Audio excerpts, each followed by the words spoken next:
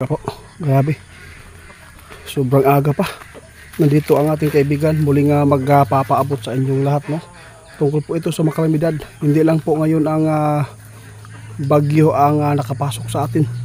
Mayroon pa silang nakitang kakaibang kalamidad. Grabe naman to, kaibigan. Kailan lang po yung nakita ito? Mag-ingat po ang Bicol po ngayon. Asan pa? Surigao. Asa pa? Apayao. Lahat ng lugar po ngayon daw, guys. Mag-ingat. Dahil masama talaga ang mangyayari na dito sa ating mundo. Hindi na po daw talaga maganda ang nakita ng mga kaibigan doon sa kanilang kaharian.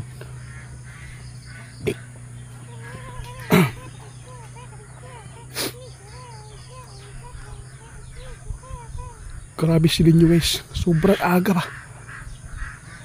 Ginising po tayo, guys. Nakahiga pa tayo.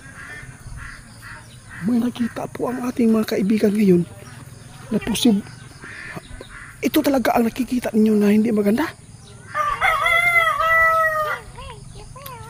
Kaluoy, kawawa. Sana ay walang mga buhay ang mawala dito. Kung meron man yung mga tao lang sana ng mga masama ang mawala. Guys, muling nagbabala si kaibigan ngayon sa mga nabanggit naming mga lugar, ha. Mag-ingat po daw kayo dahil mayroon po siyang nakikitang masama po dito. Ha? Hindi lang pala dito, guys, ang may masamang panahon, kundi pati doon sa ibang bansa. Mag-ingat pa rin ang mga nababanggit po nating mga lugar doon sa New York. Basta wala na po tayong lusot pa dito sa mundo ito, guys. Grabe na talaga ang mga ipinadama ng Panginoon sa atin dahil sa mga tao na mga kasalanan na sobra-sobra ang kanilang ginagawa.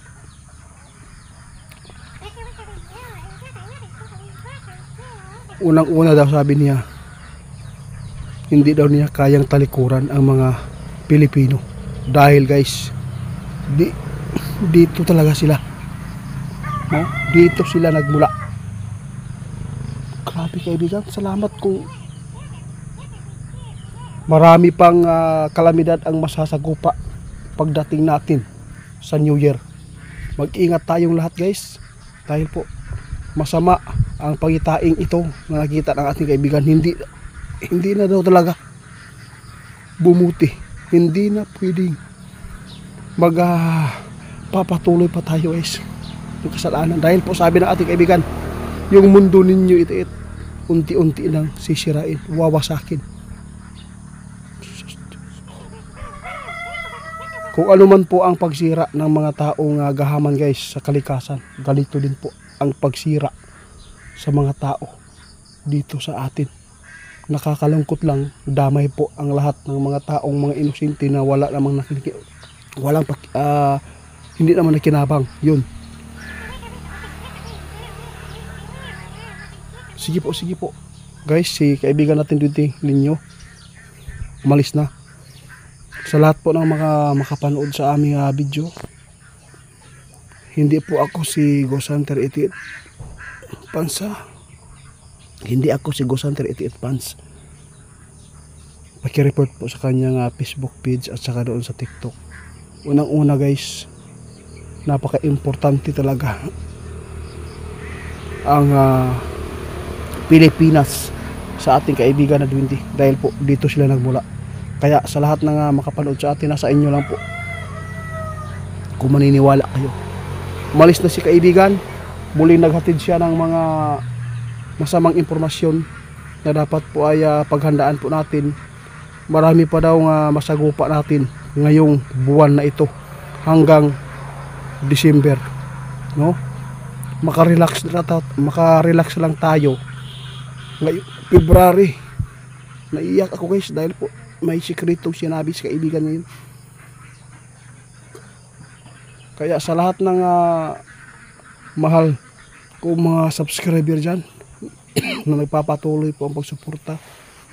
Mag-ingat na lang kayo at sana no, pagpalain kayo kahit ano man ang dumating sa buhay nyo ay makakayanan natin at makakayanan nyo. Huwag po natin kalimutan na manalangin sa Diyos dahil siya lang po talaga ang makakatulong sa atin. Kung sino man po ang makapanood sa video ito, paki-share. Alam po ninyo guys, lindol kung magpapatuloy ito sa pagyanig. Ito po ang masabi ng ating kaibigan kahapon ay posibleng tumama ang mahigit 8.2, 8.6. Pag yan po ang mangyari, ito po ang the big one.